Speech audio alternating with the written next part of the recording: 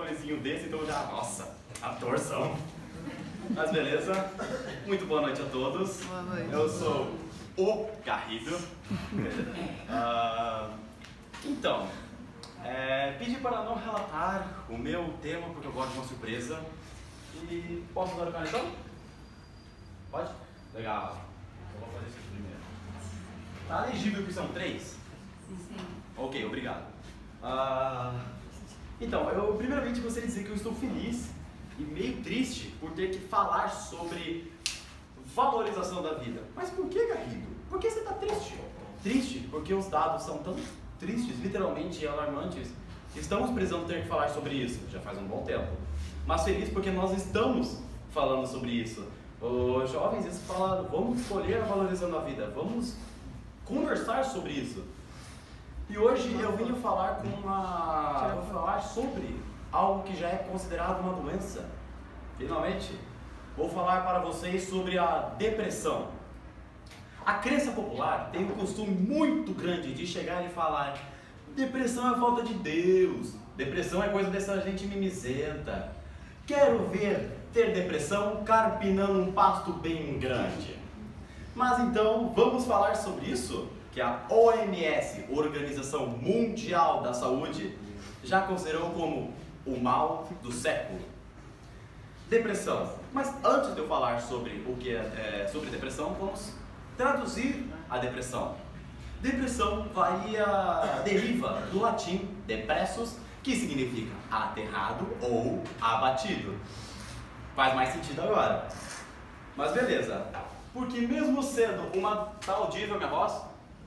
Legal. Porque mesmo sendo uma doença que afeta não 3, não 30, não 300, não 3 mil, não 30 mil, não 300 mil, mas 300 milhões. Gente, eu sou analfabeto numeral, isso aqui é 300 milhões, né? Não afetando 300. Tem mais um zero faltando? Não. Afeta 300 milhões de pessoas no mundo inteiro registradas. O Brasil tem mais ou menos 207, 210 milhões. Ou seja, é um número muito alarmante. Agora deixa eu apagar essa coisa muito feia, porque tá feio demais. Beleza, depressão. Depressão é mais que uma doença.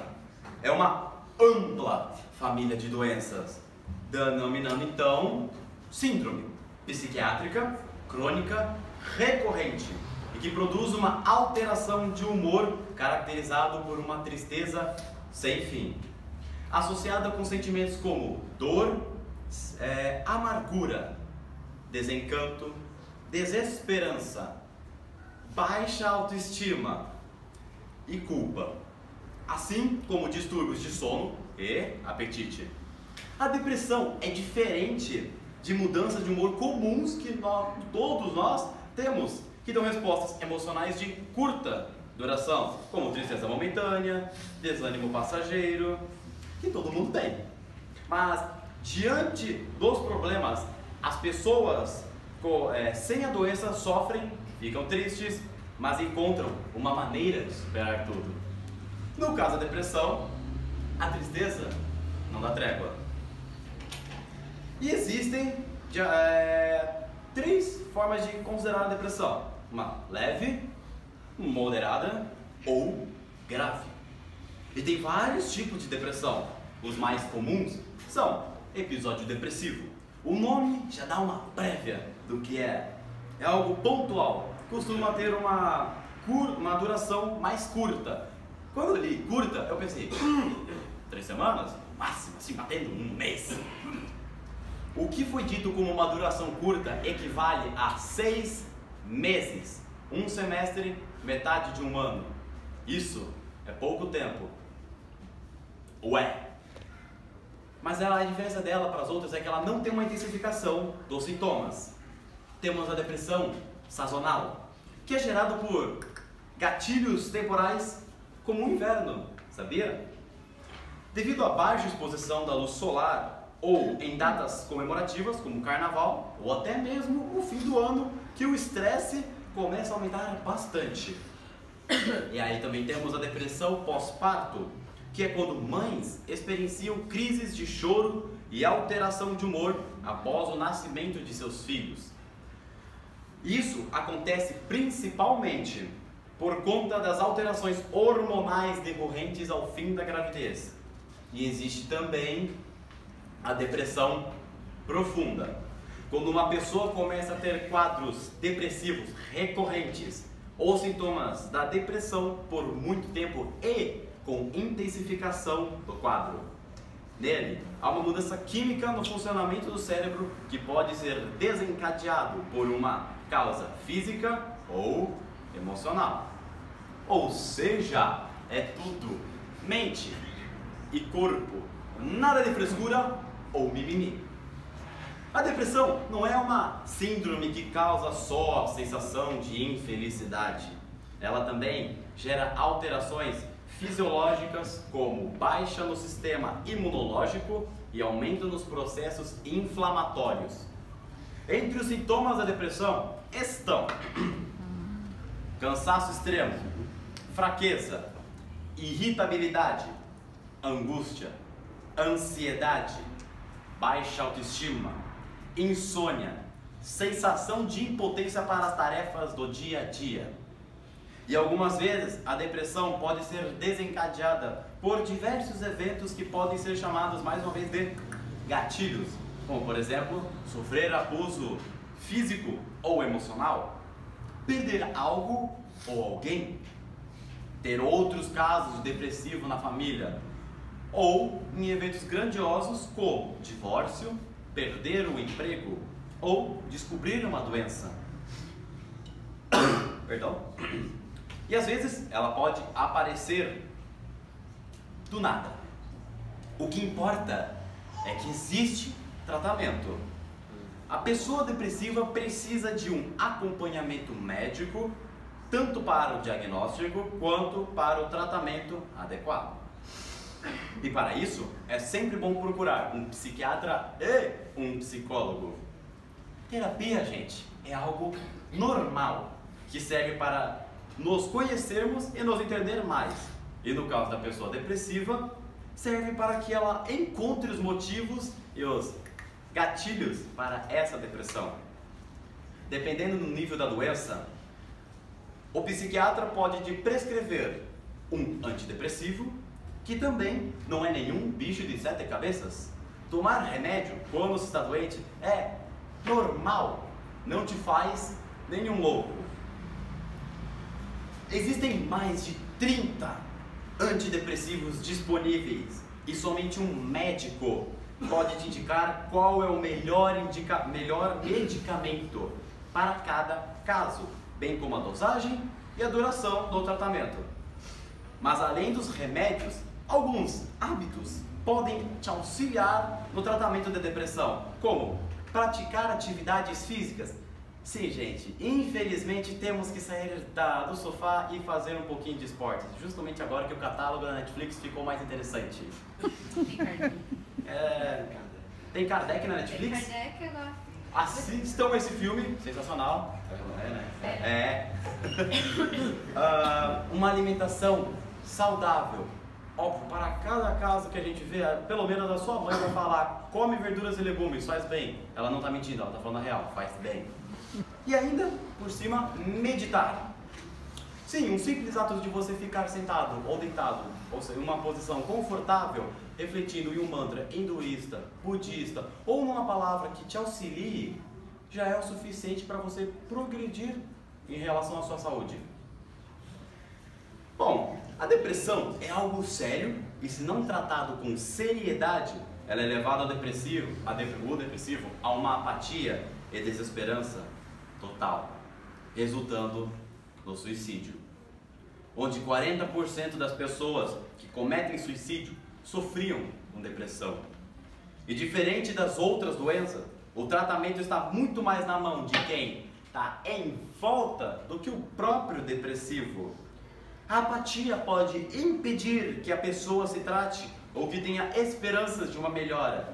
Por isso, cabe a você, amigos e ou família, apoiar e encorajar esta pessoa para garantir que seu tratamento seja feito. Bom, esta foi minha palestra. Mentira.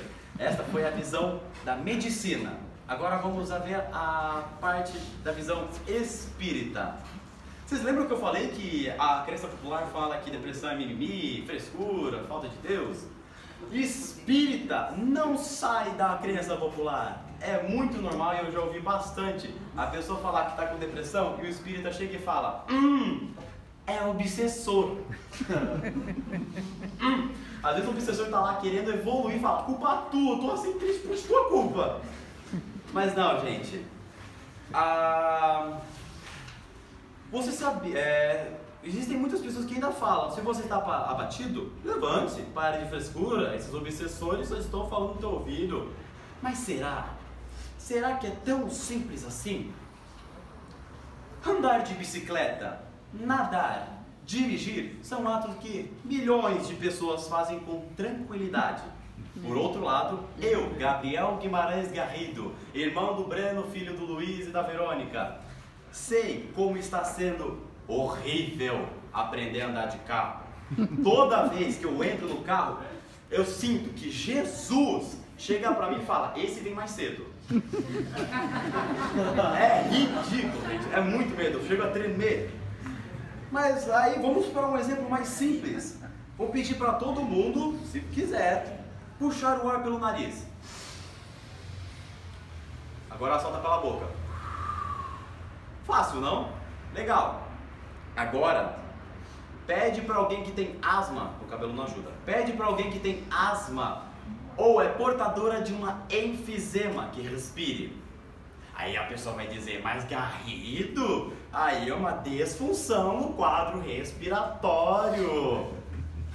Meu amigo, no caso do depressivo, há de haver uma disfunção neuroquímica cerebral. Não é frescura, não é mimimi, é tudo mente e corpo. Para aqueles que julgam que a depressão é coisa de obsediado, a literatura espírita psíquica trata de muitos casos em que a obsessão nem sempre é a causa da depressão. Por vezes, ela é o efeito. Ou seja, a associação psíquica entre depressivo, obsediado e obsessor se dá em função de que a partir do estado depressivo há uma abertura em que há uma associação espiritual de baixa frequência. Ou seja, eles entram em casa, mas somos nós que abrimos a porta. Muito obrigado, Amy, pela incrível frase. Allan Kardec trata do tema especificamente no capítulo 5 do Evangelho segundo o Espiritismo. Bem-aventurado os aflitos. Quando fala da melancolia, os espíritos superiores dizem que às vezes o estado de tristeza profunda e apatia é do espírito que aspira uma felicidade e a liberdade, mas que, ligado ao corpo, cansa em vãos esforços para escapar. Essa é uma das muitas explicações, pois ainda há de haver uma desordem orgânica, traumas que ainda não foram superados e que ainda recorrentes. A partir do inconsciente que empresta ao depressivo o pensamento de que está tudo ruim e ainda pode piorar. Durante a pesquisa, eu li uma frase que eu achei muito interessante, que serve de consolo. Se está doendo, aguente só mais um pouco, mas não calado. Converse com amigos, familiares. Se a cruz está pesada, pode ter certeza que ela é a sua catapulta para o próximo nível evolutivo.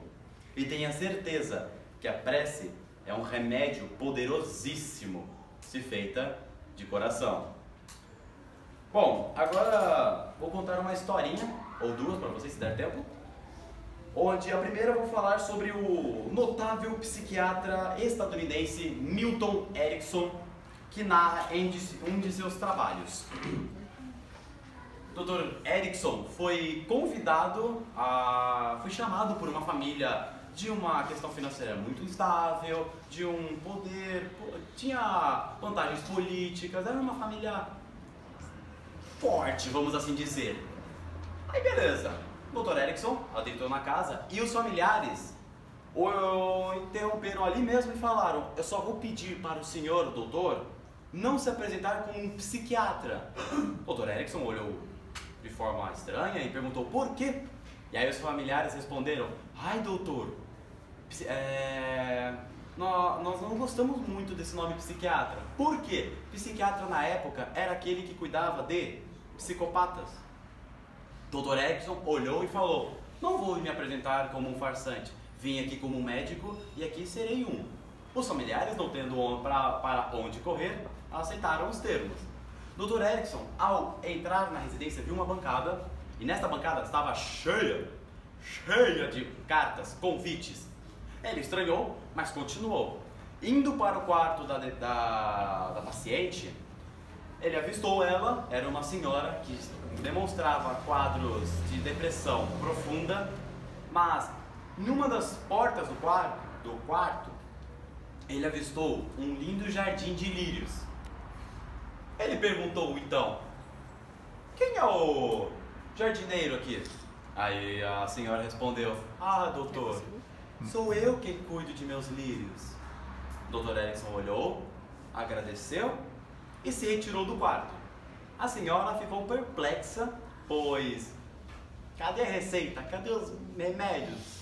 O cara veio e foi embora, não falou nada, só perguntou do florista. Dr. Erickson voltou para os familiares e perguntou: o que é essa pilha de cartas? Os familiares responderam: ah, são convites que ela recebe com muita frequência de amigos, familiares, às vezes políticos, mas ela recusa de receber. Dr. Erickson observou e nesse seu vai e volta retornou à guarda depressiva. E lá ele perguntou à dama, a senhora: minha senhora, por que não comparece aos eventos que lhe é chamada? A senhora responde então: ah, doutor, estou doente, mal posso me levantar de minha cama, não consigo comparecer a esses eventos que me é chamada.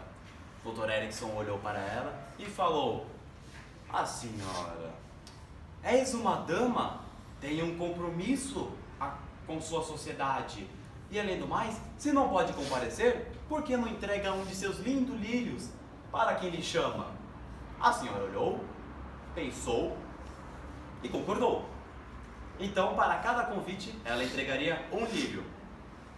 E ela ficou nessa rotina por 10 anos. O engraçado e o conveniente e muito legal é, durante esse processo, ela se curou da depressão.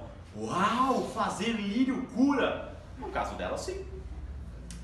Aquela ação simples de preparar uma rosa, arranjar o vaso, a curou. Mas não foi só aquilo. Ela teve que levantar da cama com mais frequência. Ela teve que sair de casa e ir ao florista para comprar vasos, ou às vezes terras, ou às vezes sementes para produzir os lírios. Ou seja, foi o trabalho dela que a curou. Nas leis morais, existe a lei de trabalho, que diz assim: após longos períodos de crescimento moral, a sociedade entendeu que o trabalho não é uma punição imposta pela divindade, mas um recurso dos mais valiosos para a educação dos sentimentos e um mecanismo eficaz para facultar o entendimento da vida e a melhor maneira de alcançar-se a plenitude.